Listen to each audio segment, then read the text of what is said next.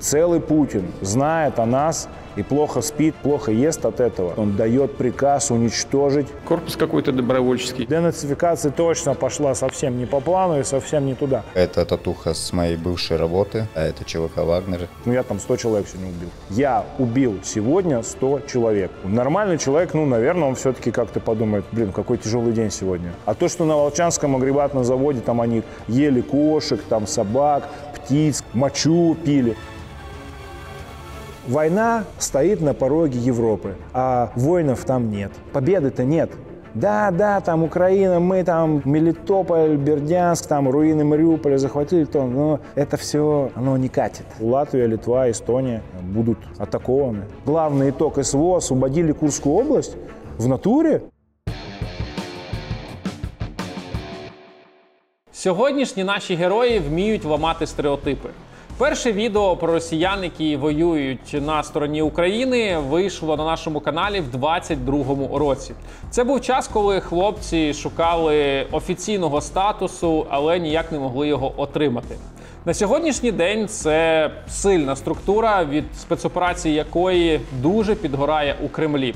Захід на територію Російської Федерації, повернення під наш контроль Вовчанського агрегатного заводу та диверсії на території ворога. Ви на ютуб-каналі Бомбардир. І якщо хочете, щоб більше росіян приїздило сюди для того, щоб воювати проти путінської орди, ставте вподобайку та підписуйтесь на канал. Буде цікаво. Вот сейчас вся Европа в полнейшем ахуе, как минимум те, кто ей правит, потому что там некому воевать. Потому что в 2022 году компания Bild делает опрос, самый большой там таблоид в Германии.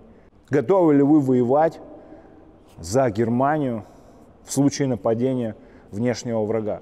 И только каждый десятый, Рома, каждый десятый Готов. сказал, что готов. И это еще война даже не началась, понимаешь? Ну, то есть это пи***ц. Я тебе больше скажу.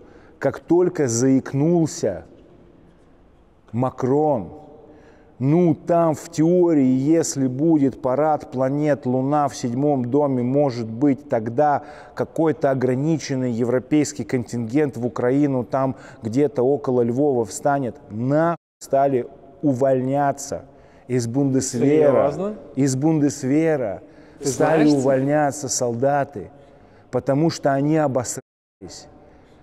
Не дай бог, что-то как-то, понимаешь? Эти все прорусские каналы европейские, англоговорящие, показывают британских молодых пацанов. А если будет война? А я не пойду за это правительство воевать. Теза, да? А я не буду. А мне это их политические игры. А я лучше сяду в тюрьму, там 5-й PlayStation и 3-разовое питание, ну их нахуй с этой войной. Понимаешь? Там воевать некому. И там уровень жизни не такой, что ты там из какого-нибудь там Лутона, Нью-Гэмпшира или окрестностей Бирмингема поешь там за 200 тысяч рублей, как оно в России, куда-то умирать. Нахуй. Я сяду на социальную помощь, там, welfare, там, еще что-то, нахуй это нужно. Умирают там, там некому воевать, там нечем воевать. Они после 1945 года душили любые проявления не то что милитаризма, а в принципе маскулинности, а в последнее время так вообще. А сейчас выясняется, что а что делать, если нас нападут? Ну, я не знаю. А кто будет воевать? Ну, точно не я. И все, понимаешь? И, ну, я-то сейчас понимаю, это украинцы вцепились намертво, встали насмерть просто, понимаешь, на своей земле. А ну давай так, а что, вот так вот станут немцы насмерть по западной границе? Или французы, или испанцы, или итальянцы? Ну, или там какие-нибудь болгары с румынами? Ну, нет. совсем другая идеология, понимаешь, идеология гедонізму, идеология наслаждения жизнью. Ми з тобою бачилися, вперше познайомилися 3 роки тому, 22-й рік. Ти тоді дуже активно думав над тим, як вашу банду кудись оформити, легалізуватися. Ви вже на той момент воювали, але все одно РДК ще не було дуже близько.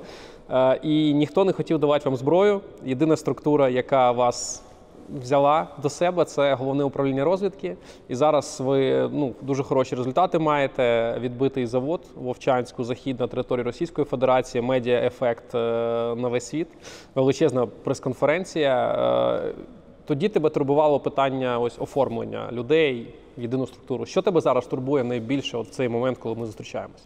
Ты, в принципе, сказал все практически правильно. Другое дело, что проблема была не в оружии. Оружие-то как раз у нас было. Из-за того, что я обладал репутацией определенной, достойной, автомат-то мне доверить могли. Мне не могли доверить его легально. То есть там типа... Это не вопрос, а вот чтобы я сказал, что он у меня, потому что я там где-то оформлен, вот это была самая большая проблема. То есть действительно там друзья из 3-го ШБ, из Азова, из других каких-то подразделений оружие нам дали. Проблема в оружии, вспомни тоже, первые месяцы войны в оружии как раз проблемы не было. Была проблема в том, а кто останется его держать. Вот. Мы остались, все хорошо, пролетели эти 3 года, конечно, как безумная совершенно карусель, круговерть.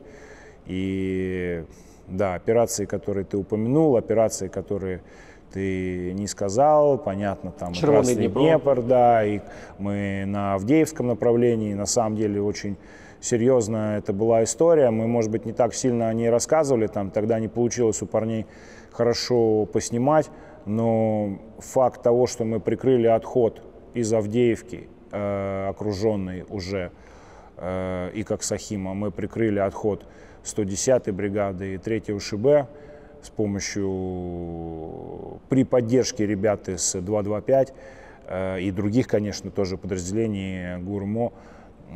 Это тоже был на самом деле очень важный этап, потому что то, что вот информация, которая дошла до меня в 3-го ШБ, ребята, которые нас не знали лично, у них ходили слухи, что мы такой, типа там, медиапроект Главного управления разведки. Пропаганда. Все такие, да. Хотя это уже был январь 24-го года. Вот. И они все-таки думали, что мы там действительно какой-то такой потешный полк для медиакартинки. А когда мы их там очень сильно выручили, и это дошло до Андрея Евгеньевича непосредственно тоже все, и он видел там то, что я там присутствовал лично, там, по сути дела, я был в 3 километрах от Коксахима, там, по прямой. И они нас очень сильно после этого зауважали, как бы, как военную непосредственно силу. Вот. Ну и ребята действительно выполнили очень важную задачу. К сожалению, погиб у нас хороший парень, там Ганс. После этого была Козинка, конечно, еще операции, там заходы в Россию, о которых знают, заходы в Россию, о которых не знают. Навіть такі є, да? Що? Да, есть ситуации, там были стычки с пограничниками, и успешные для нас, вот, поэтому, я же говорю, о чем-то уже там мы просто не говорим. Потом нужно было уже, конечно, создавать систему.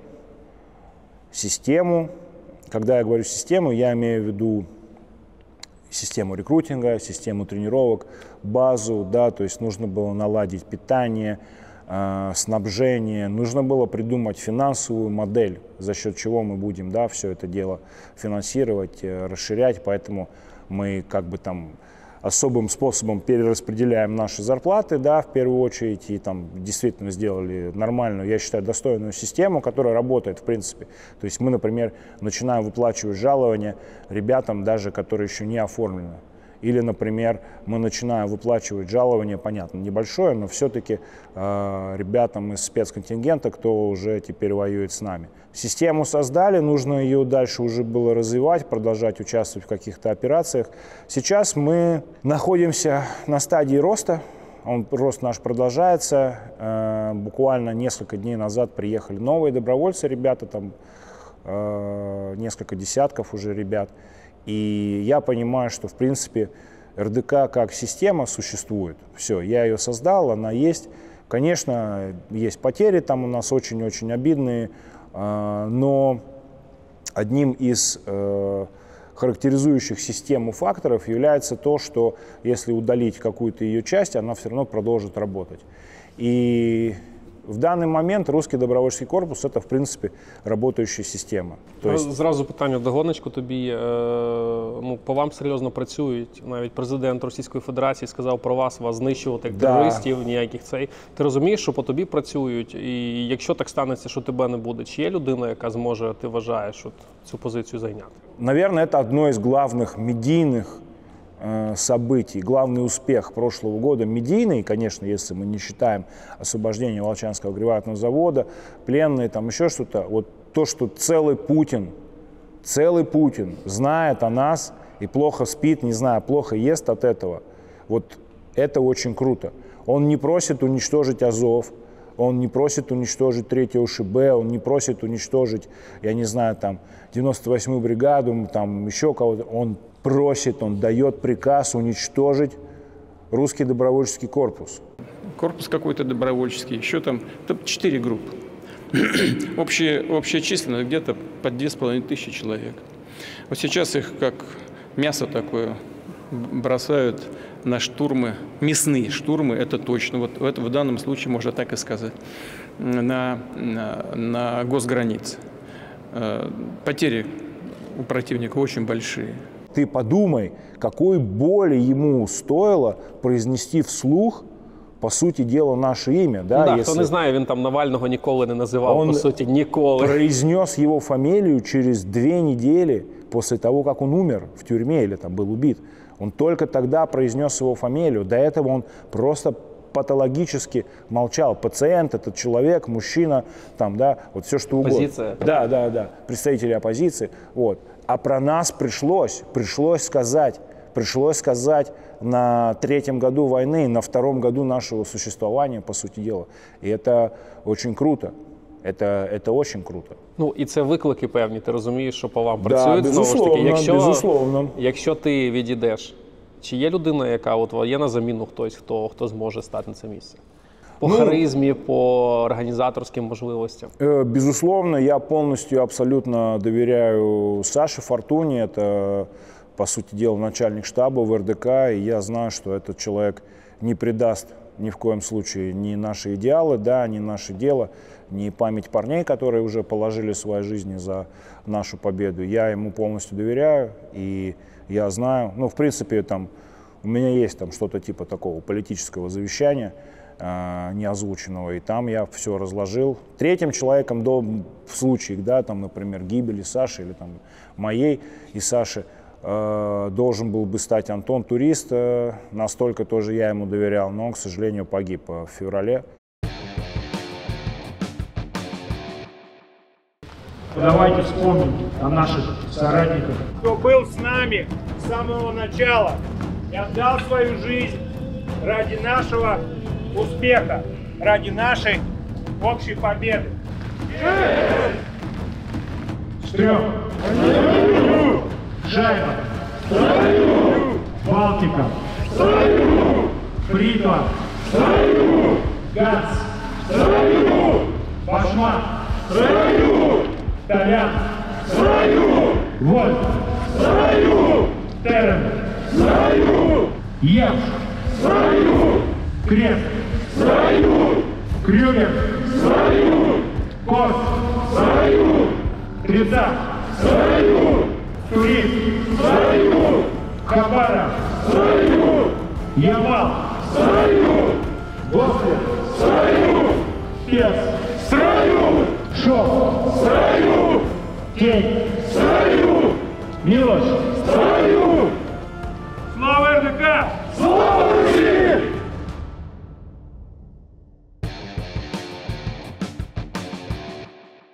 Одна з найвідоміших операцій РДК відбулась 2 роки тому. Захід на територію ворога, саме в Білгородську область, захоплення й утримання території з розміром з Бахмут на 1 добу. Це тоді про РДК дізнався весь світ. На запитання, звідки ж у вас техніка і зброя, командир відповів словами президента РФ. Все це можна придбати в простому воєнторгу. Та й справді, заходимо в 2 кліки на сайт виробника функціонального спорядження Defense Ukraine. Тут можна придбати все, що тільки треба: військові шоломи, плитоноски, балістичний захист, функціональний одяг, навіть військова білизна. Що на нас чекає далі, зараз взагалі не зрозуміло. Військові виклики тільки наростають. Треба тверезо дивитись на ситуацію, тому що армія РФ не збирається зупинятись. Defense Ukraine робить пекло зручнішим. Саме такий фідбек дають багато військових. З промокодом BMB10 отримуй 10% знижки на весь асортимент товарів, включаючи акційні. Лінк на Defense Ukraine я залишаю в описі до цього відео. Рома, а як же зброя і важка техніка? Так Денис же все пояснив, що все це було здобуто або в бою, або на чорному ринку. Для всього іншого є Defense Ukraine. Ти вже сказав про рекрутинг, два слова. Все одно поки що не вирішене питання, там ваші хлопці, приїжджаючи сюди, не мають паспортів, да? Тобто їм дуже важко, бюрократична машина все одно піде там квартиру сім'ї, там щось туди-сюди, це все проблема. Як люди добираються до України, так? Як цей процес відбувається? Я просто дивився Ханта інтерв'ю, так? Він там шалену історію розказав, як він просто пішки пройшов з Росії. Які такі найжорсткішу історію розкажи, як люди добираються в Україну для того, чтобы дістатися до вас? Ну, был у нас парень, который переплыл Днепр, там перешел границу, там и российскую, и украинскую, и мы очень долго не могли поверить в то, что он не шпион, не там какой-то сумасшедший, не диверсант, и уже сказали, что мы его застрелим, он расстроился, сказал, блин, ну ладно. Я говорю, ладно, мы тебя не застрелим, но мы тебе сейчас дадим пистолет, тебе нужно будет обратно в Санкт-Петербург прийти, там, застрелить там кого-то туда-сюда. Он сидел, там, слушал. Я вижу, я понимаю, что он запоминает, что нужно сделать. И я понимаю, что этот тип на полном серьезе готов сейчас там, 1500 километров пройти, там, кого-то в Санкт-Петербурге застрелить, потом приплыть к нам обратно. И ладно, все нормально. Вот. И он действительно оказался очень крутым парнем, разведчиком. Данте, привет тебе. И мы просто такие истории не приветствуем. Это, конечно, круто. И я понимаю, что, это точно сумасшедший тип, если он пошел на безумный риск и реально там сам, причем не знаючи, приплыл, все, и пришел к нам. А скільки він переплив, приблизно для розуміння? Да нормально, там он потому и смог пролезть, потому что там никто не ожидал, что там вообще можно плавать. А он хороший очень пловец. Где-то там на севере, я уж не помню. Он просто хороший пловец, профессиональный, по сути дела. И он там смог там где-то против течения, как там.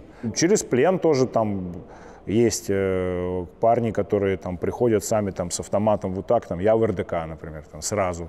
В ЗСУ здаються? Ну, конечно. Да? И их сейчас очень много таких. Був епізод, він є, ви його викладали, коли ти заходиш в автобус і пропонуєш людям перейти, і чувак встає і каже, ЧВК «Вагнер, я хочу до вас». Слухай, воно так дуже кінематографічно виглядало. Чи це правда, що його так прийняло, що людина перейшла з ЧВК «Вагнер», по суті, з такої антагоністської структури до вас? Есть такие? Встань, пожалуйста. Представься, пожалуйста. Измайлов Исаак Сергеевич, 31.10.96 года рождения, уроженец города Самара. Отказывается от обмена и возвращения в Российскую Федерацию. Отказываешься от обмена? Да. Где служил? Частная военная компания «Вагнер». Опа.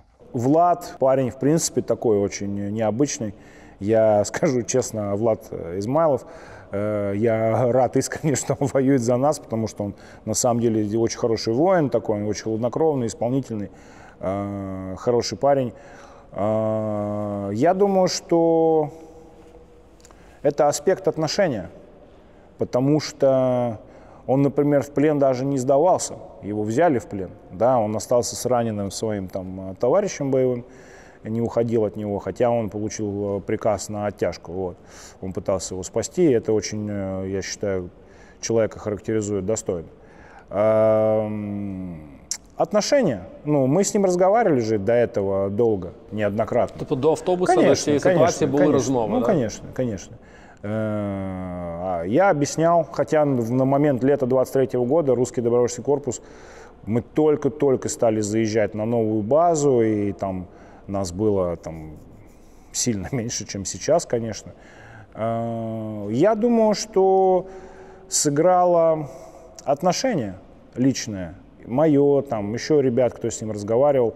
Ну, я не могу сказать, что его там кто-то уговаривал.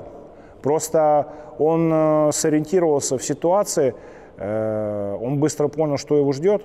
Всех, кто попадает в плен и возвращаются обратно, по сути дела, их несколько недель держат в части ФСБшной под Москвой, а потом их отправляют обратно на фронт. Просто как бы тогда еще все только начиналось, вот это понятие, мясные штурмы, там, да, вот эти все вещи.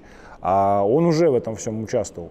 И он просто понял, что его ждет гонка бесконечная в этой мясорубке. Да, он же с лагеря был, а не как бы обычный контрактник Вагнера. Он просто понял, что его будут в этих жерновах прокручивать до тех пор, пока он не погибнет, вот и все. А у нас он получит шанс на совсем другую достойную жизнь, и войну, и все, и все. И вот у него там сейчас все очень, слава богу, складывается. Он там девчонку нашел, как бы там, и украинку. Он командует, да, девчонку, украинку, он командует подразделением у нас, как бы, и успешно командует. Он и сам ходил, ну, то есть, как бы, это был эксперимент, на который я пошел, и далеко не все в этой стране, и даже далеко не все в нашем подразделении изначально на это смотрели хорошо. Типа, як це Вагнера перепрошити? Ну, конечно, да, даже не столько факт того, что он Вагнер, как бы у нас есть ребята, которые были в Вагнере, но они, например, никогда на территории Украины не воевали. Они из там африканских стран сразу поехали в Украину, грубо говоря, да, минуя заезд на родину, потому что они поняли, что будет. Они, да-да-да, сейчас мы там соберемся, пересоберемся, и заехали к нам, и все. Вот. То есть он же не был из Вагнера первоначального, он был в первой, по-моему, даже волне, кого забирали с лагеря. Я же, когда, например, со спецконтингентом разговариваю, я их ни в чем не обманываю. Я говорю всем одно и то же. Ты вытащил золотой лотерейный билет в момент, когда ты остался жив в мясорубке этой войны. Ты вытащил серебряный лотерейный билет, когда я открыл для тебя двери русского добровольческого корпуса. Бронзового лотерейного билета уже не будет. Как минимум, я тебе его точно не дам. И все. Ну, там, если ворует, например, человек, вот у нас не воруют. Я могу там свой телефон, не знаю, сумку, кошелек, любой предмет оставить на любой, в любом, не знаю, столе, точке нашей базы. И я знаю, что он будет там. Не потому, что это мой телефон, а потому, что просто у нас не воруют, и все. Потому что такая атмосфера. Потому что и парни тоже знают, если что-то у кого-то пропадет, и мы узнаем, ну, там будет очень плохо. И я говорю, парни, у кого там были заградотряды? Ну, они сначала молчат, и там один поднимает руку. Ну, вот у меня в части там были ситуации, там, вот с пулеметами стояли, там, говорю, ага, да, очень интересно. Тут еще кто-то что-то вспоминает, еще. И тут они все начинают рассказывать. У меня в соседней, здесь. Я начинаю с ними разговаривать, говорю, слушайте, парни, а вот в украинской армии нет заградотрядов, представляете? Им не нужно тыкать в спину автоматами, чтобы они шли вперед, защищали свою землю. А как вы думаете, нужно тыкать дулом в спину человеку, который воюет за правду? А почему ни в одной другой армии мира, кроме армии Российской Федерации, нету ям в земле? А как вы считаете, к вам относятся достойно? А разве нужно толкать вперед человека, который вроде за правду? Ну, они начинают все молчать, кивать, ну, и я понимаю, что они, может быть, не задумывались, может быть, задумывались, но там как-то это не проявлялось. А тут я эти вопросы неудобные задаю. Вопросы неудобные, а ответы очевидные, понимаешь? Вот сейчас гуляет видео, где там в какой-то части командир там сказал, кто хочет быть живой, там из ямы вылезет один. И там два типа каких-то военнослужащих ВСРФ дерутся насмерть. Насмерть. И один другого душит, и он умирает. Ну, ты подумай, Ром, вот есть такое в украинской армии, в британской, в Бундесвере, в армии США. Ты можешь себе это представить? Вот ты можешь себе это представить? Ну, это же только у нас. И, понимаешь, я часто там как-то комментирую зверство по отношению к украинским военнопленным. Да, конечно, они скоты и мрази, что они себя так ведут, но они не ценят своих вообще ничего. Ну, не только жизнь украинского солдата. Можно было бы сказать, вы, суки, мрази, вот вы там ненавидите Украину, украинцев, там все. Вы... Так им вообще плевать. Ну, они ненавидят себя. Вот эти бесконечные видео с выстрелами в башку или там с подрывами. Ну, цена человеческой жизни в России, она нулевая. от смерти может быть польза. Там жена или там, не знаю, мать получит гробовые. И вот это последнее, что ты можешь сделать в своей жизни, последнее. А так в целом, ну, что там твоя жизнь? Что, твоя жизнь, его жизнь, там, моя жизнь. Или там кадр, как сидят типы, там они что-то запятисотились, их отмудохали и засунули в какую-то канистру. Ха-ха! Идем кормить животных, которые пытались ебать нас. Посмотрим на этих тварюк, чем они тут заняты. О, сидят, красавцы. Че, голодны? Будешь печеньку? На, смотри, печеньку твою. На. О, как смотри, как ест. Че, может еще одну? Еще одну? Запомни подарочек от Ростовую. Давай, уплетай, молодець. Вот это, понимаешь, вторая армия мира. О. А чи була якась така історія, яка тебе особливо вразила, те, що хлопці розповідали, там, те, що вони пройшли, те, що ти просто офігел? Ну да, как типы без еды там сидели неделями, и они пили свою мочу с кофе. Реально? Кофе с мочой. Хочешь, Ром? Изобретение ВС-РФ. Ну, кофе с мочой или там, не знаю, моча с кофе. Как? Реально? Ну, потому что, чтобы вкус только мочи не чувствовать, они кофе туда добавляли. Как тебе, нормально? Це не казали? Ну да. Как тебе, нормально?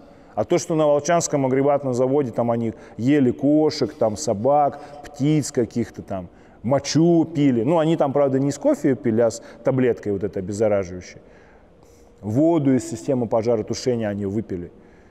И я спросил пленного с Волчанского агрегатного завода, а он вот такой просто, как Кощей Бессмертный, там, ну, мы там из последних сил держали, я вообще уже, там у нас этот сошел с ума от голода, этот застрелился, это все. Мы уже там умирали, вообще из последних сил держались. Я ему говорю, а зачем? И он не знает, что мне ответить. Он замолкает и начинает плакать. Он начинает плакать, этот тип. Потому что к нему приходит осознание, что он сидел в полуразрушенном здании, вот типа как мы сейчас сидим, в чужой стране, пил мочу, ел там каких-то собак с кошками. Зачем? Это типа, ну, и... За дедов, напевно, за оцю ідею. Да, ну, тот тип точно не за дедов, понимаешь? Ну, или наши парни там перед тем, как уже последний гарнизон этот взять в плен, они им кричат, зачем вы воюете? Вы что, там, типа, дебилы? Вы будете умирать за Путина? Он же пидорас. И там из руин, да мы знаем, что он пидорас. Понимаешь? Такие. А потом мы слышим перехват, этот тип вызывает огонь на себя. Он вызывает огонь на себя, огонь артиллерии. Он говорит, мы знаем, что Путин пидорас. Потом в рацию, слава России, вызываем огонь на себя, там точки, координаты, бейте там всем, что есть. Ну и все. А они, и те потом ударили, там никуда не попали, а эти сдались в плен. Вот тебе.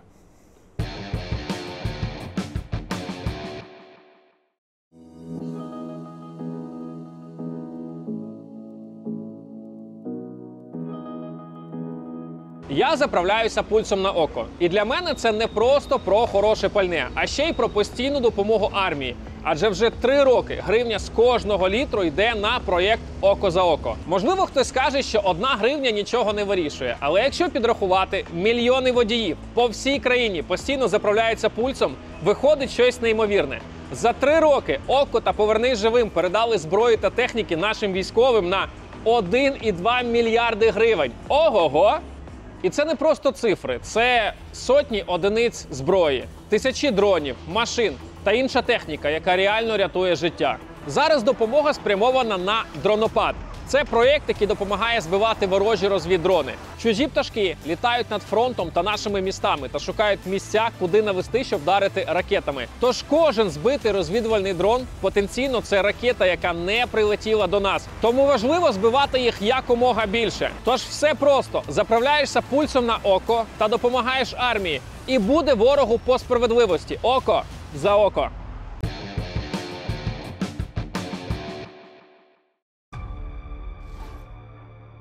Меня зовут Григорий, позывной Генчик, мне 31 год, и я служу в РДК. Покажи свою татуху. Да, конечно. Вот только это татуха с моей бывшей работы, так сказать. Это ЧВК «Вагнер». Да, это ЧВК «Вагнер». Я ее в ближайшее время переделаю. Вот. Потому что уже неудобно мне с ней находиться здесь. В Украине. Да, в Украине, потому что это свой отпечаток.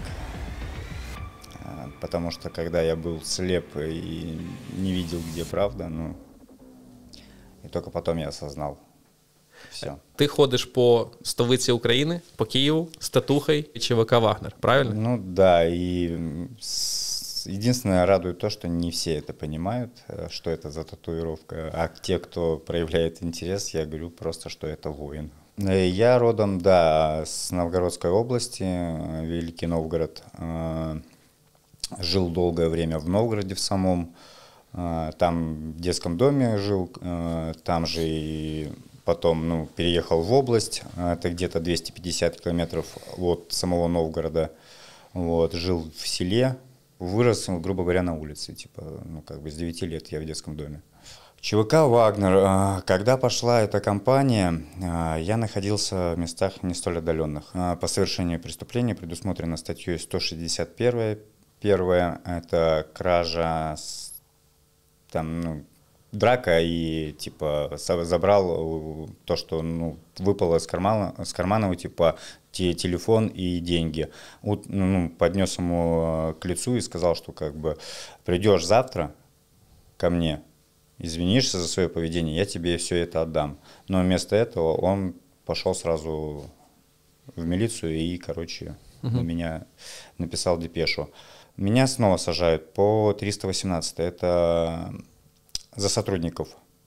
Ну, меня с ними не особо как бы контачил. Я с ними подрался, оказал сопротивление при задержании, погонял немножко их по Мареву, там это где я жил. Вот. И, значит, меня посадили на 4 года.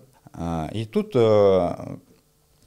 приходят оперативники лагерные и говорят, типа, завтра приезжают московские генералы, там какие-то серьезные шишки, типа, давайте все убираем, чтобы все было хорошо. Не у вас проблем, не у нас. Телефоны, запреты, ну все вот это, короче, чтобы не было видно.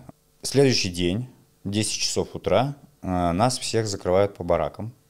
Прилетает вертолет, он кружит 3 раза там вокруг лагеря, все-таки он приземляется. Заходят типы, 5 человек. Нас всех собирают в спортзале и говорят, что нам нужны подонки, мерзавцы, и убийцы, душегубы и так далее. Это говорил сам Пригожин. Он приехал лично, он, начиная с Питера до Пскова, приезжал сам. Вот.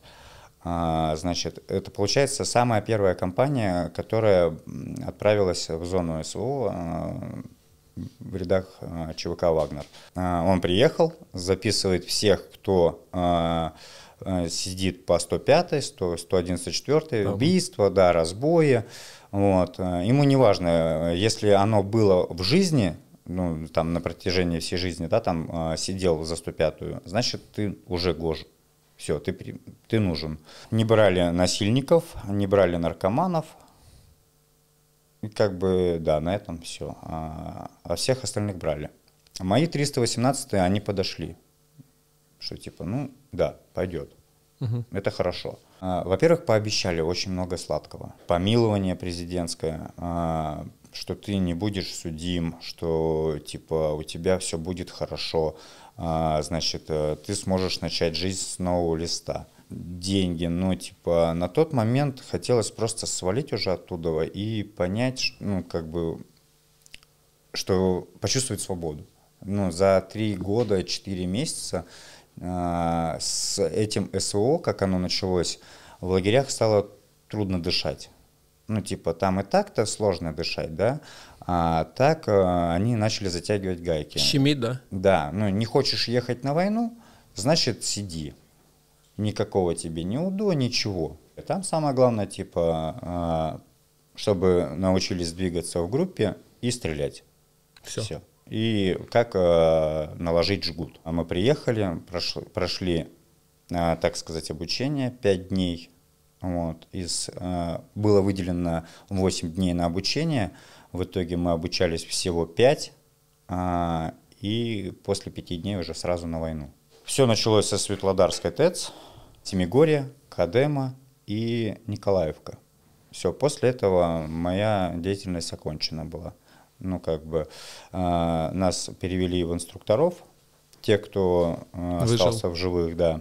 Мы находились в Дебальцево тогда, по-моему, да, Дебальцево это было, типа там обучали свежих привезенных также зэков. Был такой момент, ранее озвученная деревня Дебальцево, там было что-то наподобие депо. Точка называлась Бар. Там привезли свежих ребят, и инструктора их обучали. На тот момент обучение там уже дольше шло, чем у нас, у самых первых, кто приехал. Короче, была команда перевести весь личный состав под Луганск и там окапываться в блиндажах и жить типа там. И оттуда уже выезжать на задачи. Кого перевозили на Уралах, а кого-то перевозили во фрижераторах. Нужно понимать, да, что такое рефрижератор и что такое 120 человек народу во фрижераторе. Без раций, кислорода и так далее. До Луганска доехало 20 человек живых. Реально? Просто так вот люди задохнулись, да? Да. И когда все это скрылось, мы приехали после этого фрижератора, значит, увидели открытые двери, а я сидел в кабине Урала, просто вижу накрытые тела. Понимаю, что что-то произошло. И потом приезжает Дикий, командир 6-го ШО, штурмовой отряд. И, значит, водителя и этого, который сопровождал, в машине во фрижераторе был брат одного из типов, который ехал в Урале. Угу. Дикий дает ему автомат, брату, который вот был в Урале. И, собственно говоря, расстреливают водителя и сопровождающего. Прямо у нас на глазах. Чем закончилась эта история, я не знаю. Были ли какие-то там те же самые обещанные выплаты родственникам, когда, типа, как там, если человек ушел в Вагнер и он погибает, то родственникам там якобы выплачивают 5 миллионов. Но я не знаю, типа на тот момент 100 человек сразу разом погибло. Вот. И это было, типа, потерь было очень много. И чем это все закончилось, я не знаю. Вот эта история. Но мне очень тяжело это вспоминать. И я вот даже вспоминаю, типа, грустно, что вот так вот происходит. Какой ценой и чем приходится платить вот это за плешивую хотелку захватить Украину. Когда мне дают приказ, это Кадема, там мирных нет, зачищать всех, и мы выходим на задачу, идем по улице, и я вижу гражданских. Типа, в смысле там нет гражданских? Собственно говоря, я говорю это в эфир по рации. Я говорю, мы обнаружили семью гражданских. Точно это гражданские? Я говорю, да 100%, женщина. Она по гражданке, нету ни оружия, ничего. Получил приказ изъять телефон, паспорт и типа осмотреть дом на наличие радиостанции и еще чего-то такое вот. Как мне потом сказали в возводе, если бы ты не вышел на рацию, было бы еще лучше. Не было такого, чтобы они были заинтересованы в том, чтобы выводить мирных. Но в тот день мы вывели 3 мирные семьи. Вот. И как бы тогда я понял, что так дела не делаются. Типа реально, в смысле нет мирных. Вот они, я их вижу. Что мне их убивать? Я не буду этого делать. И пацанам своим не дам. На тот момент я был командиром штурмовой группы. Вот. И, Я не взял на себя эту ответственность. Мы приняли решение их эвакуировать. Неважно. Как бы и на тот момент я понял, что не за ту страну я воюю, и правда не на их стороне. И когда я ударился плотно в изучение вообще, в принципе, истории всего вот этого, когда до меня дошло, что с 91-го года, типа, у Украины вообще суверенитет, она вообще самостоятельное государство, и, типа, у нее даже нету ядерного оружия, поэтому, собственно говоря, типа, он и выеживается. И мне нравится то, что когда я уже пришел сюда, и здесь я уже сходил на 3 операции, мне нравится отношение, собственно говоря, как и командира РДК к бойцам, так и вообще, в принципе, в целом людей. Потому что я вот познакомился с девочкой с одной, она мне такая говорит: я горжусь тобой. Я говорю: за что? Ну, типа, что я такого сделал, чтобы за меня гордиться? Она такая говорит: ты смеешься? Ну, типа, ты с России, ну, приехал к нам и воюешь. Дивись, останні ці переговори, які в Стамбулі були, є такий господин Медінський, да, уродженець Черкас, до речі. Сміли? Сміли, да, Сміла є таке місто хороше, містечко. Він же ж дав цю тезу, що Росія може воювати вічно. Да. Ти йому запропонував, щоб його діти, там, шестилітній, да, уже долучився теж, в принципі, трошки, ну, згодом, якщо вічно. У него 12-летний ребенок старший. 12-річний. Да, і младший, там, щось 7-літній. Окей, як ти ставишся? Постійно Росія намагається подати, що вони безлімітні. Що от кінця і краю, от вони далі будуть цю публіку збирати, давати їм якісь гроші там, і вони будуть сюди лізти. Ну вот мне, например, буквально там несколько дней назад тоже я с пленным разговаривал, он объяснил, что это на самом деле и определенный такой психологический прием, там, вот нам нужна вот эта точка, мы пошлем туда 10 человек, там, пацаны ВСУ отбились, да, а мы еще 10 пошлем, отбились. Хорошо сражаются, а давай 20. Бам, да, и вооруженные силы Украины уже там у них БК заканчиваются, патроны. Да, а мы еще. И человек думает: так а сколько еще оттуда пойдет, а смысл какой, все, начинаются эти все вопросы. Блин, у них там бесконечная пехота, и она идет, ну и все. И ты начинаешь там оттягиваться, позицию просто, да, отходишь там, например. Почему? Потому что они идут без конца. Вот я, например, разговаривал с ребятами, там, командирами, комбатами 3-го ШБ. У них были дни, когда они там уничтожали там, ну, трехзначные там числа вообще. 150 человек в день. Там, ну, они там делают фальшпозицию, отходят, значит, ВСРФ заходит, она заминирована, все взрывается, они дохнут, туда еще подходят, их там достреливают. А те опять. Ну, там уже у пацанов, которые их достреливали с 3-го ШБ, у них ехала крыша, говорит: ну я там 100 человек сегодня убил. 100 человек. Я убил, давай послушаем. Я убил сегодня 100 человек. Ну, нормальный человек, ну, наверное, он все-таки как-то подумает: ну, блин, какой тяжелый день сегодня. Или хороший день, я не знаю. А те еще, ну, вот у меня сейчас есть боец, который, например, он попал в плен в Волчанске, и он рассказал: от государственной границы до Волчанска прорыли траншею, ну там такой типа окоп. Они спускаются там и идут условно до границы Волчанска, до Северной, а там дальше им нужно добежать до больницы, там одной из уцелевших зданий. И с этой больницы они, значит, разбегаются по всему городу. Вот их спустилось 98 человек. И их сразу практически срисовал дрон. И через 20 минут их просто разнесли. До больницы добежало 10 человек. 10.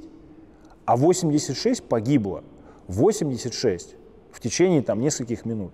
Ну, опять-таки, давай представим, что ты генерал американской армии, а я генерал, не знаю, там, финской. И вот ты так накомандовал, что у тебя за 10 минут погибло 86 человек. И они погибли даже не в бою. Никто из них ни выстрела не сделал. Они погибли просто потому, что их размотала арта и дроны. Потому что они ходили все время одним и тем же маршрутом. Ну, тебя, наверное, отдадут под трибунал. Я, если был, да, генерал, у меня там 86 человек погибли вот за 10 минут, там 20, тоже А что случится в России? Нових давай. Пошлют еще. Пошлют Так еще вони типов. безлімітні, ти вважаєш? Чи Ну, все ж таки це така тактика нас залякати? Они не могут быть безлимитны, потому что, потому что, в принципе, как бы мужское работоспособное население, оно не бесконечно. Это не бесконечный ресурс. И нужно понимать, что качество людей-то, оно же опять-таки тоже очень разное, да. И когда мне военнопленные в 24 году рассказывали, еще тогда не было этих видео, что идут на костылях в атаку, я тогда не поверил, потому что я подумал, что это невозможно. Конечно, Россия страна возможностей безграничных, но это за пределами здравого смысла, я подумал. Ну какой толк от бойца, который шагает в атаку, ну вот здесь он на костыле, ну не знаю, хорошо, предположим, левый, он вот так вот он идет. Заняты позиции. И потом показали видео, где эти типы на костылях идут вдоль траншей.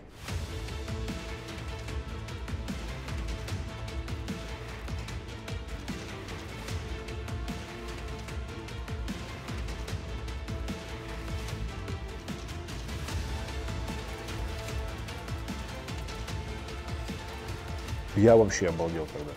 Я понял, что им вообще нас вообще. Видео гуляло там, где у типа вот такая открытая рана, потом ее зашивают, а потом его везут на задачу. Она, у него нога отекла от операции только еще, вот такая, а его везут на задачу, понимаешь? И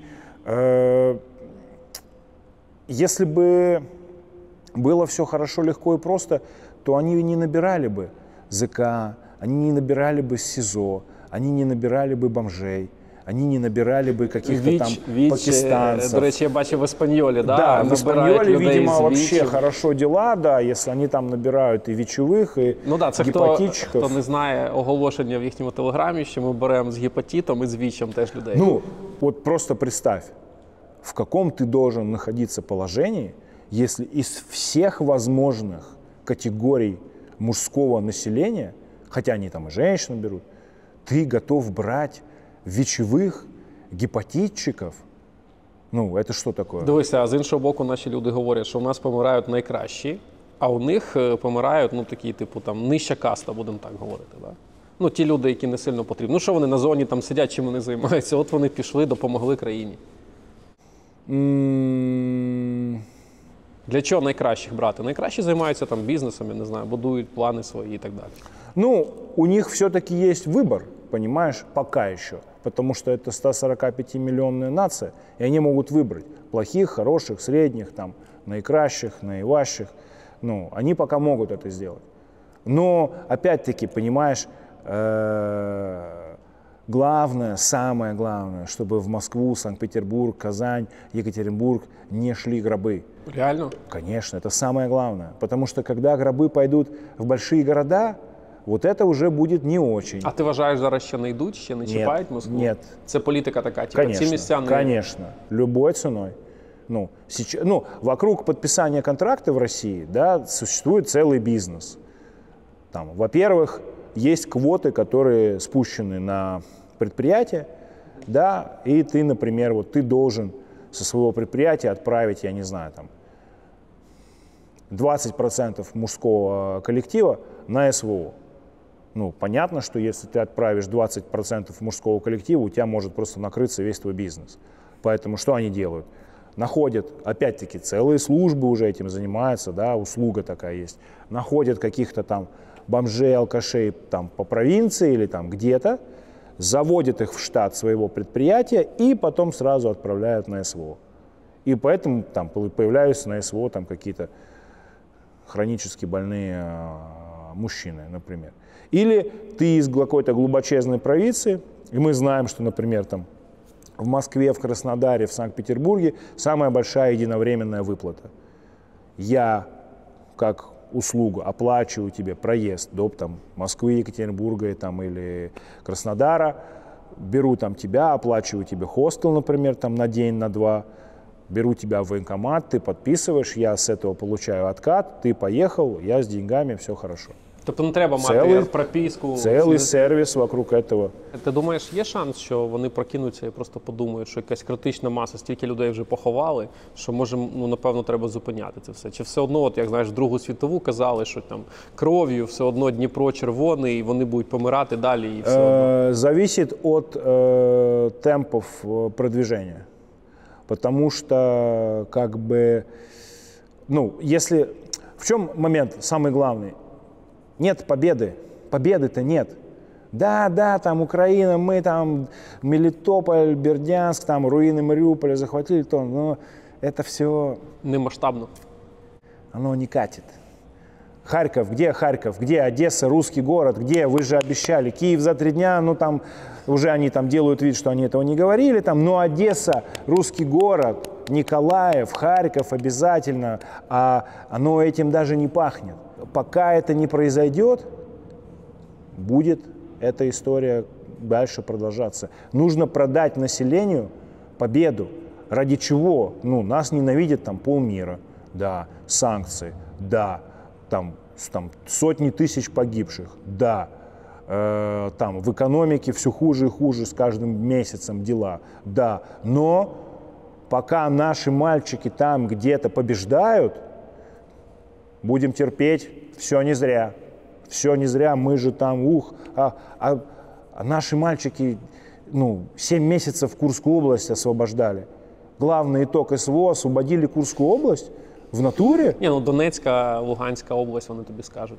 Рома, да, конечно, но вот я там читал прикольную теоретическую выкладку. Если бы эти земли можно было купить,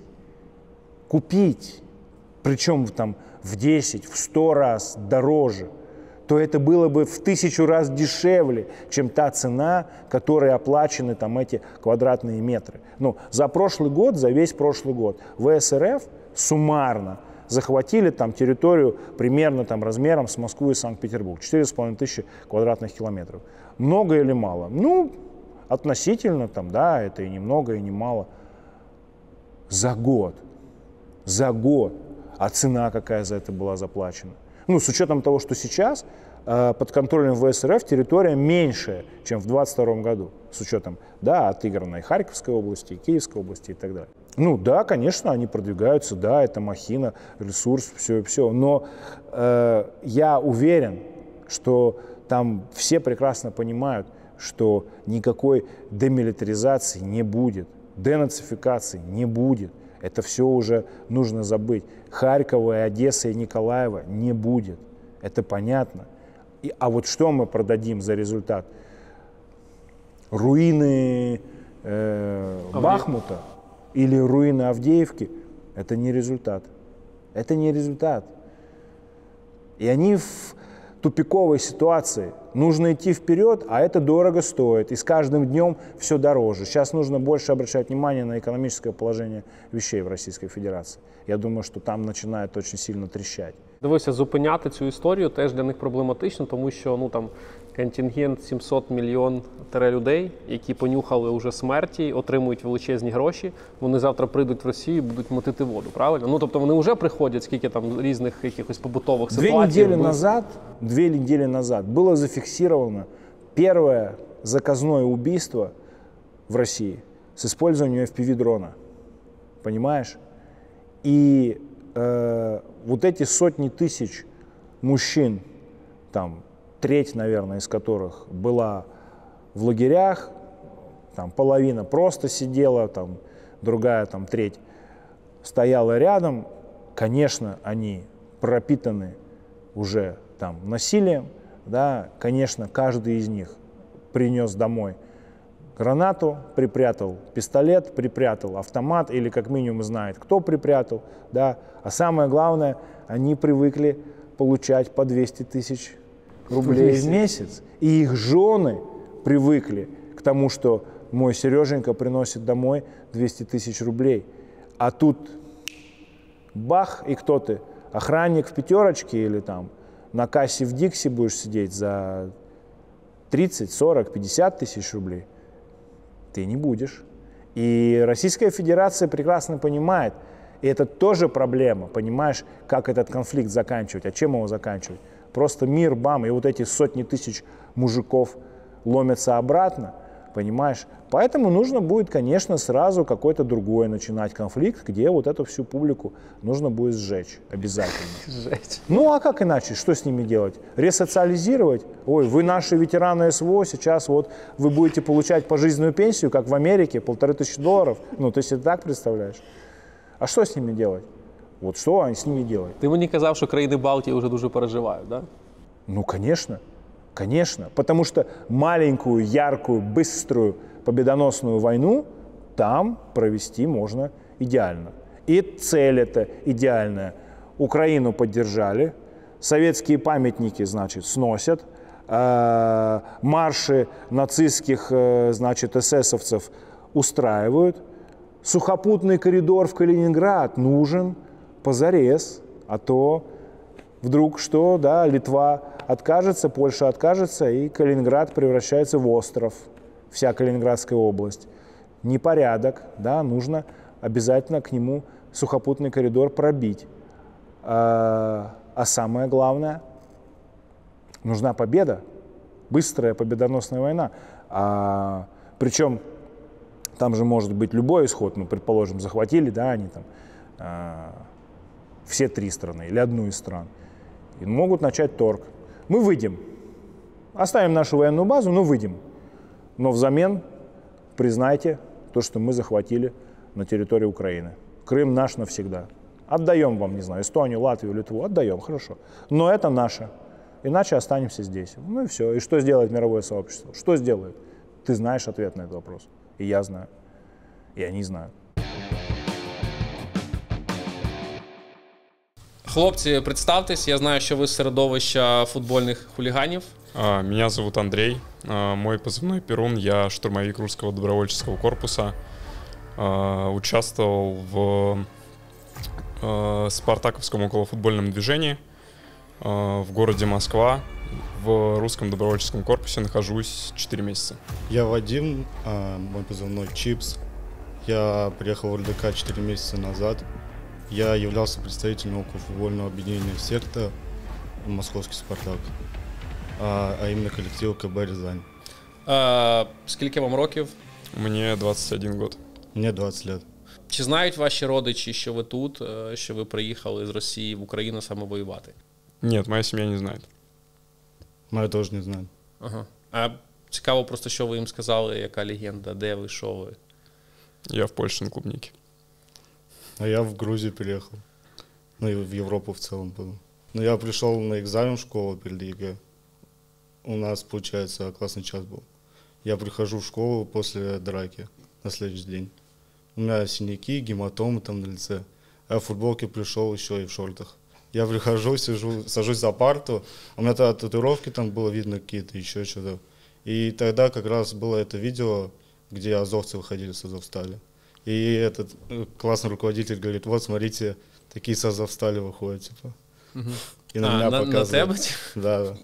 Дуже дві великі медійні спецпідрозділи – це 106-й розвідбатальйон Москва і Еспаньола, трошки раніше було створено. Чи кликали вас в ці ряди, тому що там якраз на основі футбольних хуліганів створені ці підрозділи?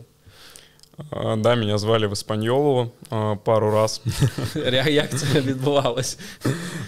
Когда начался военизированный конфликт, полномасштабный, то мне написал один знакомый из околофутбольной среды, он болел за ЦСКА Москва и предложил мне воевать в Эспаньоле под предлогом того, что, ну, знаешь, зато в Эспаньоле ты будешь воевать с правыми, как бы там никаких не будет чеченцев, ахматовцев, говорит, поэтому давай воевать в Эспаньоле.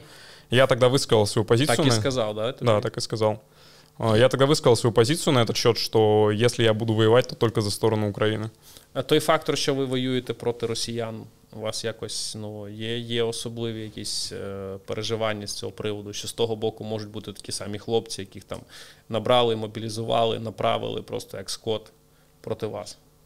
Да нет, был морально готов к этому. Нет никаких переживаний по этому поводу. потому что есть поставленные задачи, которые нужно выполнять.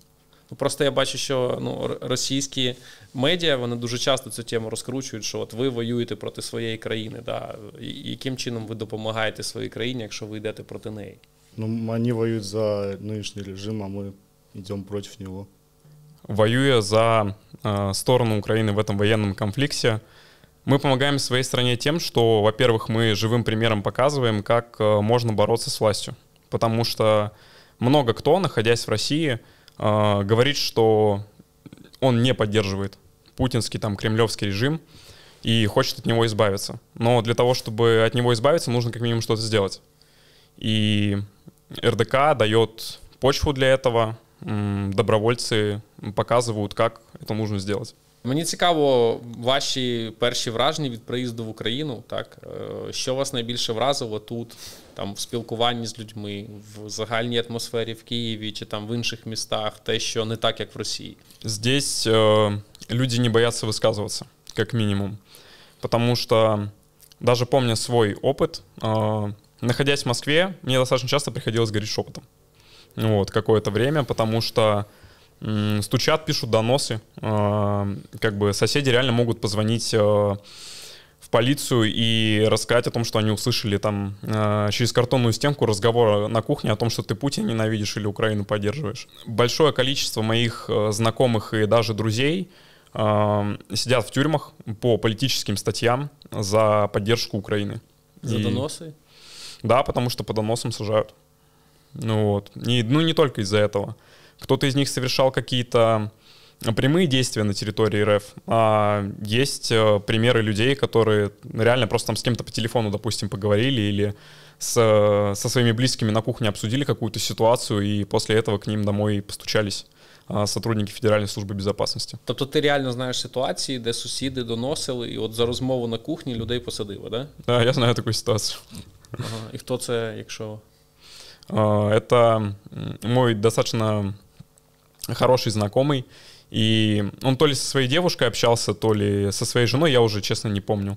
И соседи позвонили в полицию и написали на него заявление за дискредитацию армии РФ, потому что он высказывался против войны. И сейчас... У себя на кухне? Что-то из того. То ли на кухне, то ли в комнате. И сейчас ему светит до 20 лет лишения свободы. Скільки? До 20 лет лишения свободы. За розмову просто вдома?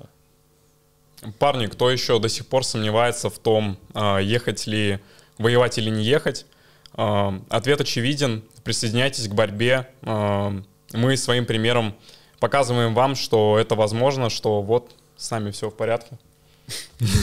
И что бороться с режимом возможно, и что самое главное, с режимом бороться нужно. Да, хочу обратиться тоже к публике с России. Кто хочет воевать за добро, то контакты РДК мы оставим в описании к этому видео.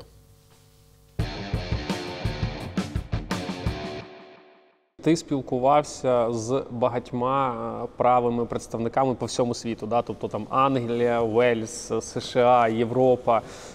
Їхнє ставлення до війни в Україні. Тому що, якось дуже тихо, я від них не бачу якихось заяв, і ми навпаки бачимо, що якісь праві рухи, та ж в Німеччині, да, ось ця альтернатива для Німеччини, яка якраз розвиває тему нелегальної міграції, зупинити, треба повернути Велику Німеччину. Навпаки, вони, як можуть, зупиняють допомогу Україні. Почему американские националисты, которые молились абсолютно на тот же полк Азов, да, и восторгались всем, почему они так очень сдержанно, мягко говоря, себя проявили в этом конфликте? И там существует глобально серьезное очень противоречие между штатами и федеральным правительством. Считается, что федеральное правительство – это и есть главный враг националистов в США, потому что федеральное правительство завозит мигрантов, делает гей-парады, ведет вот эту политику, значит, транс-ЛГБТ, все это продвигает. То есть Вашингтон, да, вот они там плохие, это их политика, из-за них у нас здесь, да, я не знаю, разгул этнического криминала, Drag Queen Story Hour, еще что-то, это вот из-за них. И, соответственно, все, что делает федеральное правительство на локальном или международном уровне, это плохо. Федеральное правительство зимой приказывает всем надевать шапки. Значит, шапки надевать не будем. Они там, это все нам назло. Если федеральное правительство тратит наши с тобой деньги на войну в какой-то там Украине, значит, будем против этой войны. И вот оно так работает, с одной стороны. С другой стороны, есть, конечно, российская пропаганда, которая прекрасно совершенно выполняет свою работу. Несколько лет назад, я много кому рассказывал эту историю, я был в Швеции, меня позвали ребята, националисты шведские, в гости, и мы пошли в поход, там километров где-то мы там 20 отошли от Стокгольма, там было все очень прикольно, они там разбили палатки, достали там чур, Одина, там, ну, было очень все здорово там, и мы начинаем разговаривать там о каких-то глобальных вещах, о политике, и мне лидер этой организации, взрослый парень, ну, там, постарше меня, он семьянин, он прошел службу в армии, то есть хороший, во всех смыслах хороший парень, лидер этой организации.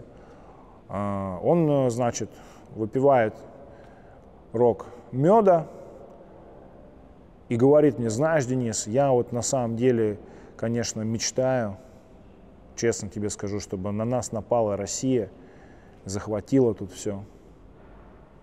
Я стою и не до конца понимаю, он вообще что хочет мне сказать. Говорит, тут было бы здорово, конечно, если бы на нас Россия напала, вот тут война началась, я партизанил бы за Россию вообще первым делом. Я не могу понять по-прежнему, к чему он клонит. Говорит, у меня готовы все списки, вот кто тут чиновники. И я говорю, понятно. То есть, с одной стороны, он ненавидит собственное правительство, потому что оно завозит сюда мигрантов, да, оно преследует националистов, оно ухудшает, да, ситуацию там, демографическую, криминальную, культурную в стране. А с другой стороны, Russia Today показывает ему, что в России у нас тут белое христианское, значит, государство. То есть ему врет Russia Today, с одной стороны, и он думает, что Россия – это спасение для Швеции, для Германии, для там, Венгрии, может быть, да, еще чего-то, еще чего-то. И это, безусловно, проблема, потому что эти парни не понимают, как Russia Today показывает. Или вот сейчас, знаешь, классно очень сделали, там на Патриарших прудах поснимали молодых телочек московских, которые там в юбках ходят, красивые, там какой-то пятничный вечер, субботний вечер. Вот смотрите, как в России классно. Вот. А у нас в Мальме не может девушка ночью пройти в платье, потому что до нее докопается там, Мухаммед, Ахмед или там кто угодно. А вот смотрите, а в России может. И они ведутся на это, понимаешь? Они ведутся на это, они думают, что Россия, вот она, значит, сражается с деградацией западных, да, культур, ценностей, вот, а там у них все классно, православно, круто. Понятно, что это фасад, понятно, что это пропаганда, понятно, що це вранье. І альтернатива для Германії... Ти не вважаєш, що це російська підпитка грошима там і так далі для них? Ну, що Росія намагається підтримувати праві рухи. Та той же Марі Ле Пен, Конечно, конечно. Почему Россия поддерживает правые движения в Европе? Потому что Россия сильно, значит, борется там за национальные какие-то ценности? Конечно, нет. Национализм – это главный враг Владимира Путина. Он поклялся на крови, на нашей крови, нас уничтожить. Украинский национализм, русский национализм, любой – это враг. Да, Путин говорит, что я там калмык, я там кумык, чеченец, еврей, даргинец, там все подряд. И русский там тоже в том числе. Он враг национализма. Но в Европе это фактор дестабилизации, поэтому мы их поддержим. Вот и все. А ребята наивные думают, что, ой, вот Путин там, вот, белый лидер там, христиан Востока. Ну, и они очень грамотно на этом играют, понимаешь? Когда в Москве в 2014 году на русском марше шли ребята с флагами Украины и кричали «Слава Украине» в Москве, понимаешь? Вот тогда нужно было украинской стороне работать с этими ребятами, понимаешь? И эти настроения пестовать и поддерживать. А они здесь на это не обратили внимания, понимаешь, тогда. И это преступное совершенно упущение. А российские пропагандисты поняли, что надо с этой публикой играть.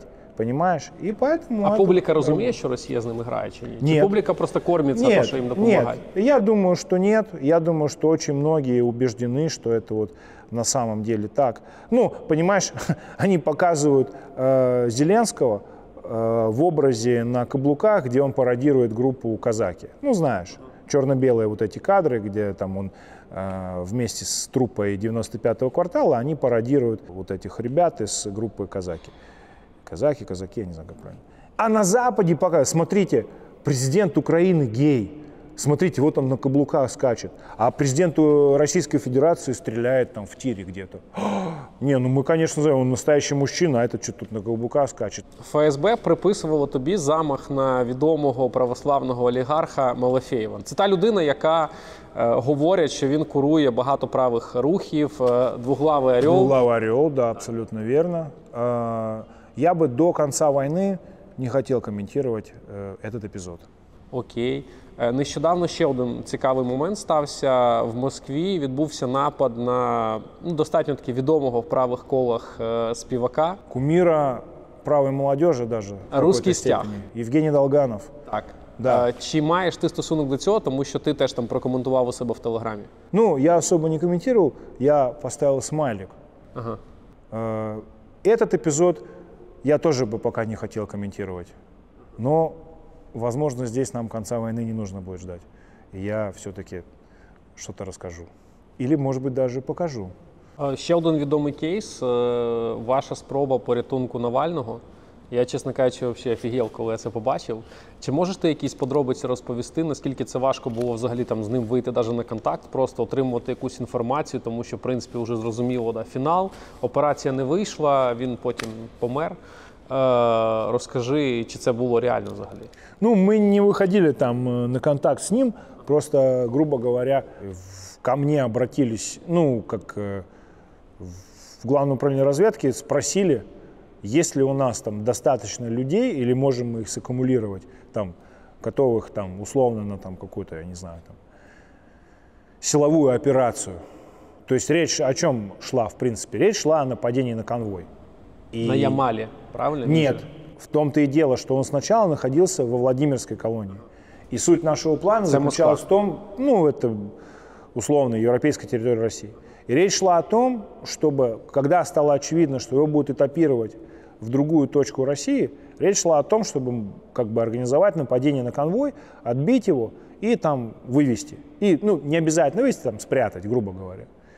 И как бы ко мне обратились, там, а мы в состоянии, вот, там, условно, там, не знаю, собрать, не знаю, там, 2 машины лихих людей, грубо говоря, готовых на вот такую голливудскую операцию. Ну, давайте подумаем, там, давайте прикинем бюджет, давайте прикинем там, технические средства, там, туда-сюда. И вот оно там, грубо говоря, стало складываться. Знайшли людей, правильно? Ну да. Но проблема была в том, что самое-то главное, что в этой ситуации? Знать дату. А на той стороне, я так понимаю, что... Менялось все, да? Ну, они все-таки к этому серьезно отнеслись. Они просто понимали, что если есть хотя бы минимальная вероятность проблем с этим очень серьезным, да, заключенным, их нужно минимизировать, исключить. И они просто поэтому дату его транспортировки максимально скрывали, и мы просто об этом уже узнали постфактум. Ну, понятно, да, мы же не можем там себе позволить, там, чтобы там в машинах сидели какие-то там, да, мужчины там спортивного телосложения и ждали там, да мы Лешу ждем тут, да. А Леша выйдет? Вот, поэтому как бы понятно, что это была бы очень сложная там, в любом случае история, но глобально ее можно было осуществить только если бы мы знали дату. А дату они дату переносили, кстати. Они сказали, там, типа специально прошла информация, что это будет, там, я не знаю, там, 10 июня, грубо говоря, а вывезли его там в середине мая. Поэтому как бы эта история и не реализовалась. Ти достатньо довго жив у Європі, у Німеччині. Цікаво почути твою точку зору, твою експертизу. Чи готова взагалі Європа до того, що якщо Росія от атакує справді країни Балтії, там, можливо, піде далі? Наскільки Європа готова чинити якийсь опір? Я думаю, что Европа не готова вообще. В первую очередь это следствие политики, да, размягчения европейцев. Все, было 2 страшных войны, ни в коем случае больше никаких войн, никакой милитаризации. Да, сначала никакой милитаризации, потом уже пошла атака на токсичную мускулинность, да, не надо там вот это оружие, не нужно, там автоматы, пистолеты, вся вот эта маскулинность, да, мартиальность, она не нужна вообще, там все, там зеленые там цветы, там мир, зеленая политика, зеленая энергетика. Ну, а сейчас бах, и выясняется, что воевать некому, воевать никто не хочет, воевать никто не умеет, воевать нечем, понимаешь? Просто одно дело поставлять сюда там, в час по чайной ложке оружие, да, ну, мы ведь знаем, это очевидно, это было очевидно в 22 году, что западный мир мог сразу поставить сюда достаточное количество оружия для того, чтобы Украина победила. А они поставляли ровно столько и поставляют, чтобы Украина не проиграла. А это совершенно разные материи. Выстрелы там из Хаймерса первые там чуть ли не на Рамштайне согласовывали там всей коллегией, понимаешь? Или когда государственную границу было запрещено пересекать с западным оружием почему-то. Ну, почему, зачем? Потом Пцирский взял 5 бригад и просто на полгода захватил половину Курской области вместе там со всеми танками, Абрамсами, там, Брэдли и все. Война стоит на пороге Европы, а воинов там нет. И это большая проблема. АфД, да, и в целом немецкий бюргер, его что не устраивает глобально? Его не устраивает то, что оливковое масло, подсолнечное масло, прошу прощения, стало стоить там 3 евро, а стоило 80 центов. И счет за электричество в 2 раза больше, потому что мы теперь не с Россией торгуем. Вот это его не устраивает. И поэтому откатиться к этому, вот этого бы хотелось. Ну, они по-прежнему думают там, что почему вот они боятся эти ракеты Таурус поставлять? Потому что вот тогда Россия обозлится, и вот тогда вот точно ядерный удар начнется, да, и вот по его родному там, значит, там Гельзенкирхену упадет атомная бомба. Вот и все. Ну, хотя уже всем понятно, что и красные эти линии проходят там по линии, не знаю, там, Кремлевской стены, наверное. Нет, не дай бог, не дай бог. И для них вся на самом деле там пророссийскость АфД – это евроскептицизм, не поставлять оружие Украине, не провоцировать Россию. Там, вот и все. Поэтому, ну, Россия правильно делает, да, со своей вот этой soft power, скупая там абсолютно позицию европейскую или там целые сектора экономики, там, как в Австрии, например, банковский сектор они взяли и скупили.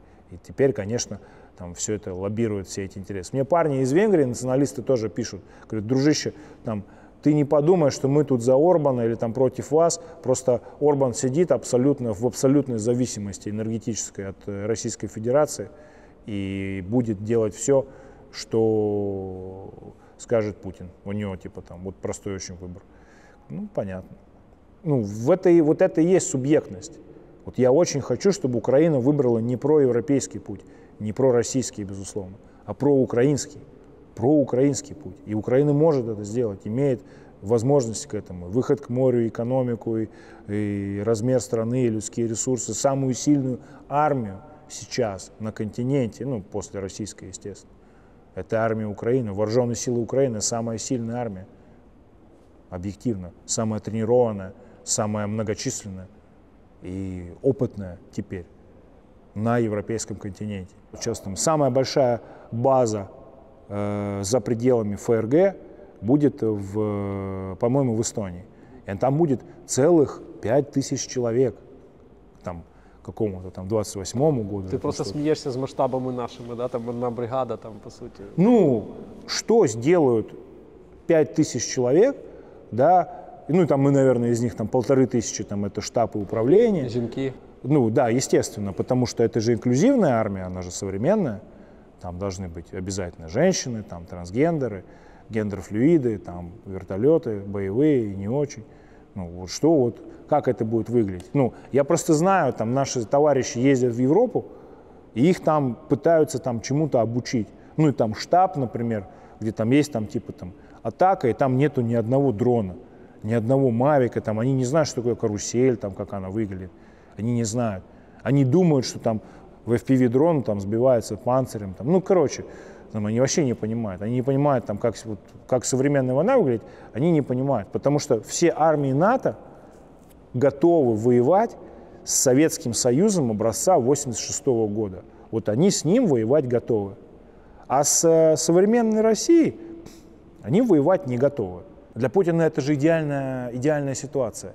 Если получится, нифига себе.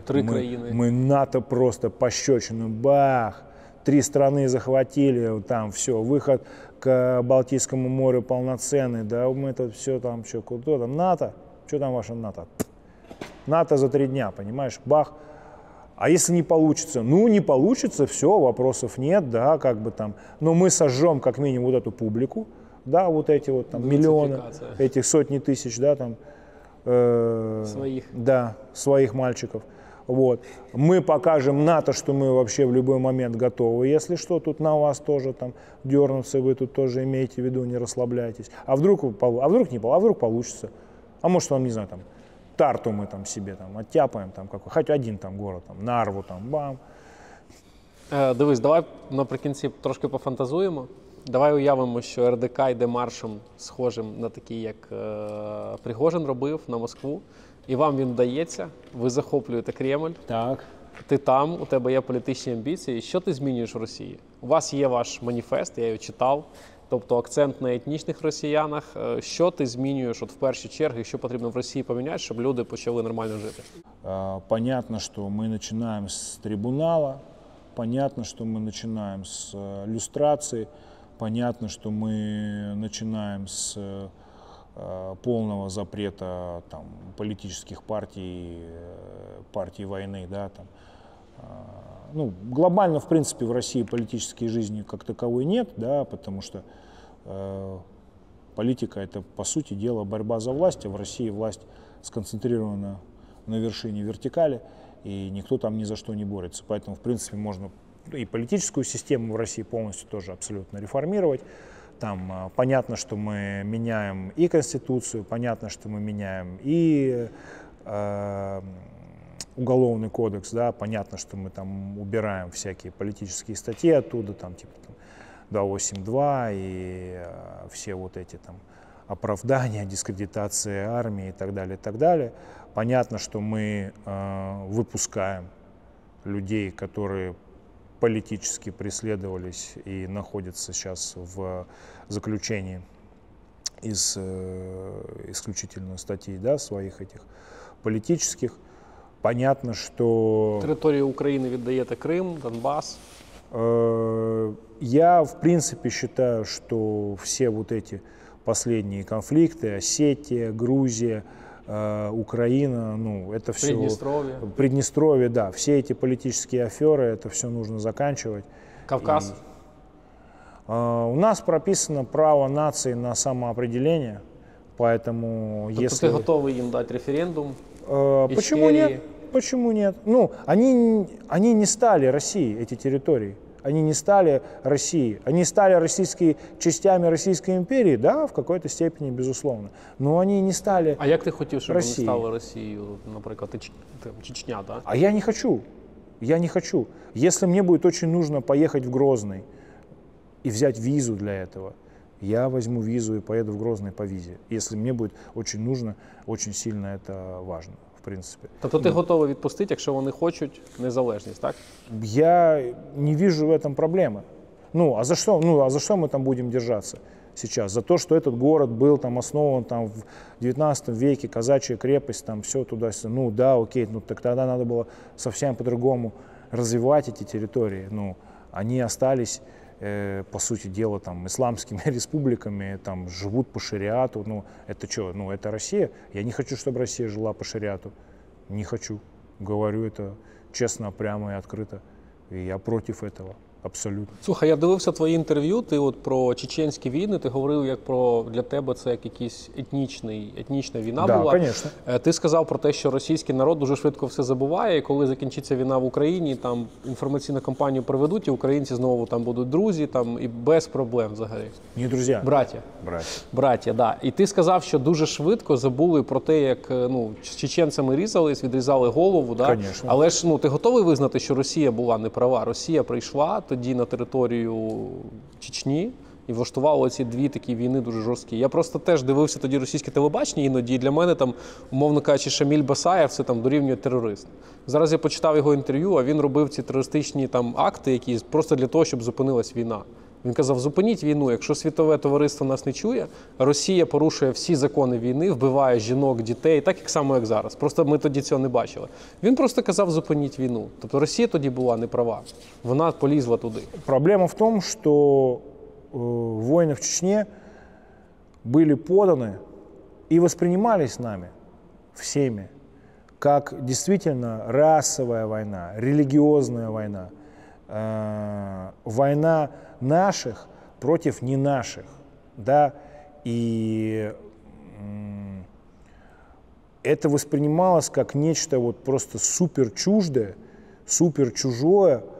Я не могу сказать, что тогда было окончательно понятно, для чего мы вообще туда полезли. Но то, что мы правы, такого не было сомнения, потому что мы вот голубоглазые, белокожие православные ребята, а они темные, темноглазые, на непонятном языке, какие-то странные, да, то есть вот мы там рыцари, а они монстры. И, ну и, конечно, добавила все эти отрезанные головы, да, вот это их жестокость, которую мы видели, которую нам показывали. Мне по-прежнему сложно воспринимать ту войну, иначе, нежели вот такую, действительно расовую, религиозную, культурную. То есть война того, что мне близко. Це імперська війна, по суті.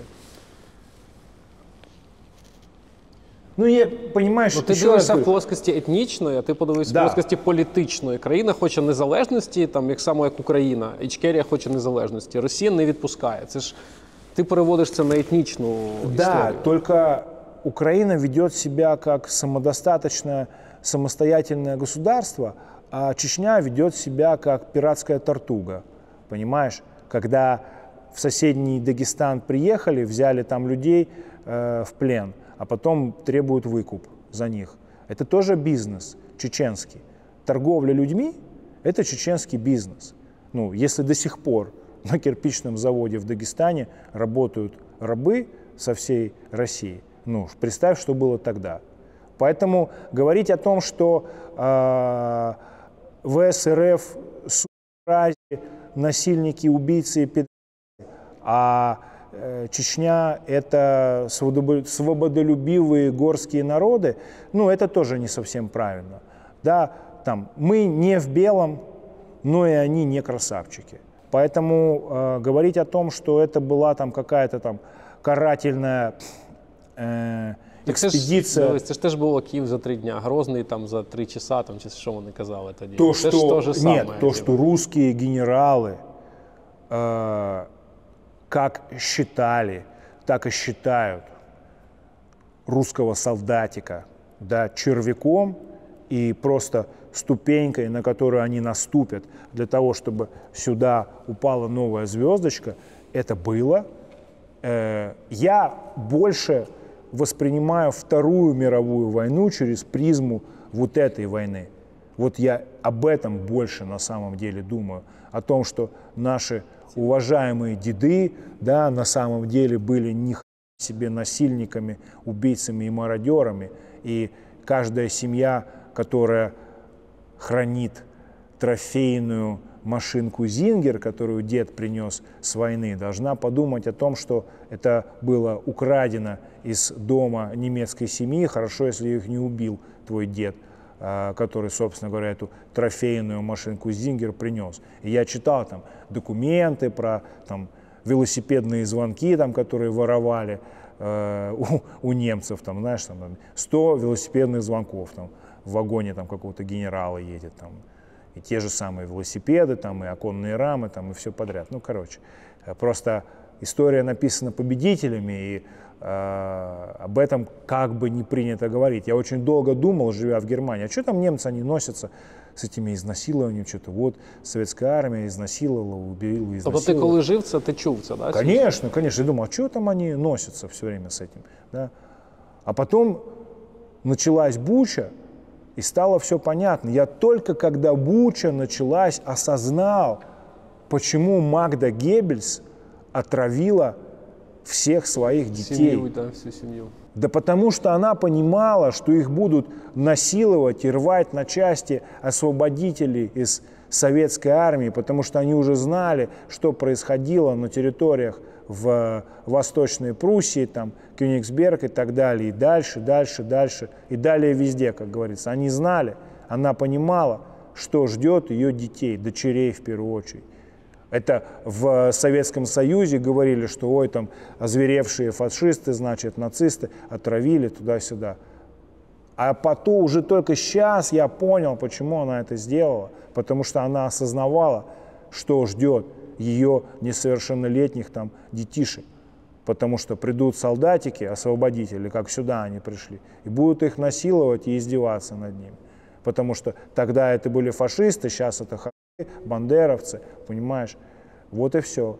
Вот мы и можем повторить.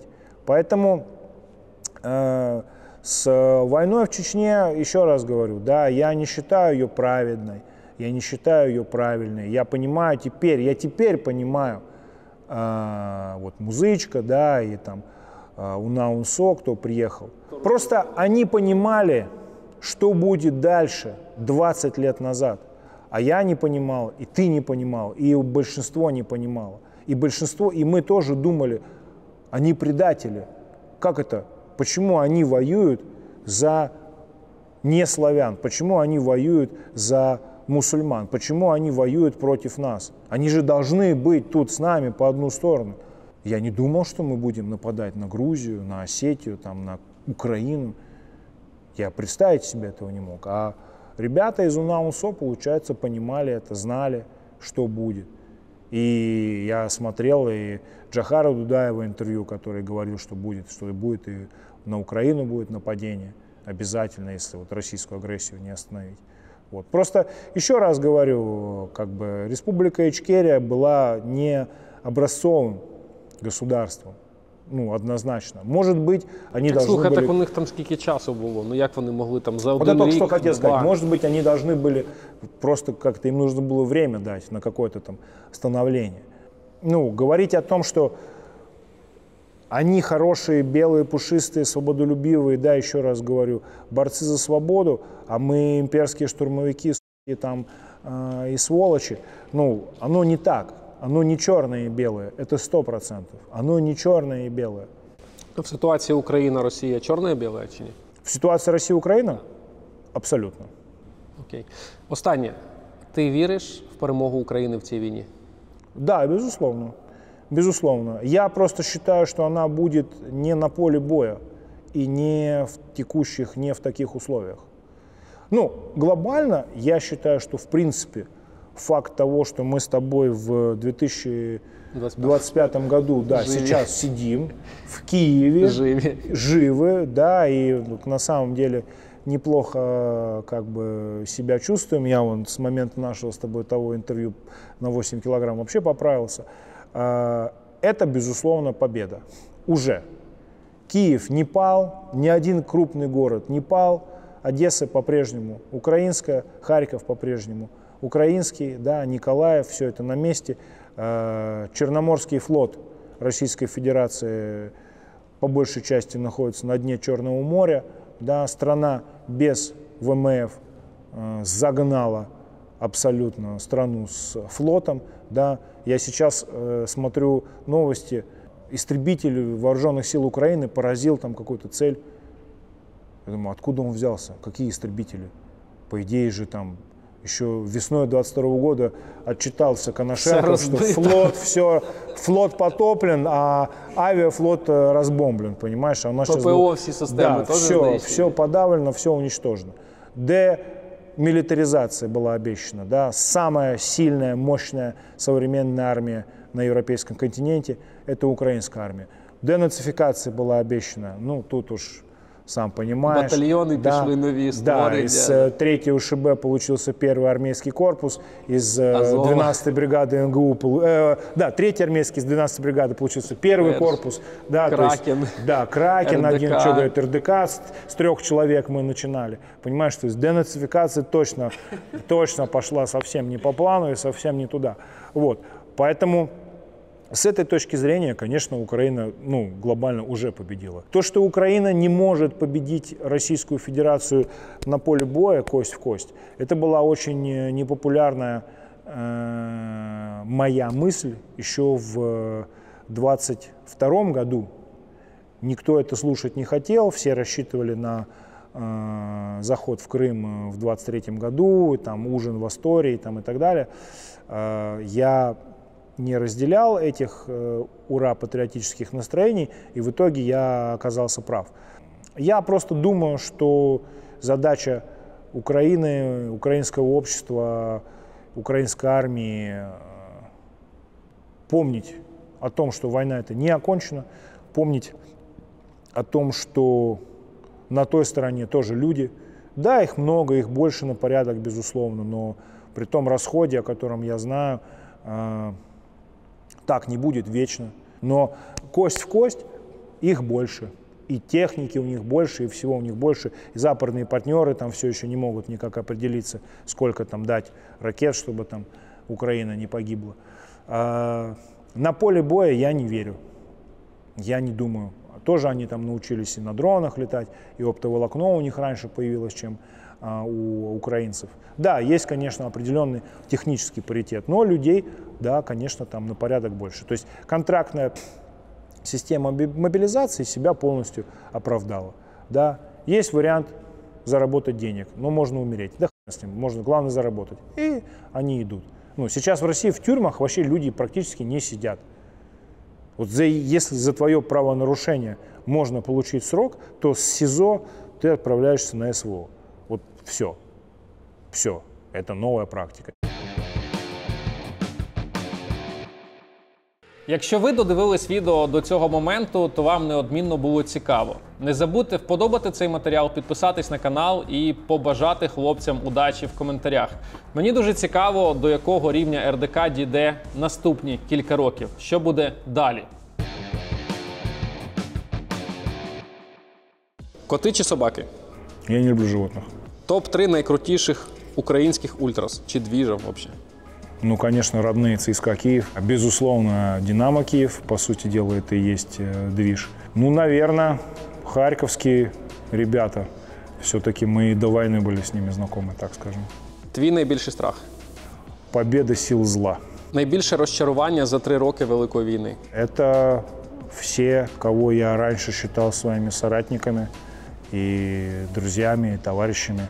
Все, кто пошел за путинскую власть. Улюблена українська пісня? Типок. Это Калуш. Улюблене українське слово? Зрос. Як? Зрозумів. Сокращена версия. Найабсурдніший міф пропаганди про тебе? Что мой отец олигарх и ФСБшный генерал. Хто з українських воїнів-командирів вразив тебе найбільше? Я не поверил, когда в 22 году летом Андрей Белецкий сказал мне, что он рассчитывает повторить миф Азова. Я не верил в то, что 3-го ШБ под его руководством превратиться в такую крутую, современную, профессиональную, медийную структуру. И он однозначно меня очень круто, сильно в этом плане удивил. Чи знайомий ти з футболістом Олександром Алієвим? Він просто етнічний росіянин. Чи взяв би ти його до себе в РДК? Я не знаю, кто это, но если он готов, мы рассмотрим. Що тебе найбільше тобі подобається і не подобається в Україні? Нравится воля, нравится еда, нравятся люди. Не нравится то, что очень сильнее, чем нужно, я считаю, украинцы смотрят на Запад и ориентируются на него сильнее, чем он того достоин. Улюблене місто України? Моя квартира. Найбільша помилка в історії Росії? Напасть на Україну. Ти розповідав, що ти бачився з Конором Макгрегором і дивився йому в очі. У кого такий, знаєш, сильніший погляд? Конор Макгрегор чи Кирило Буданов?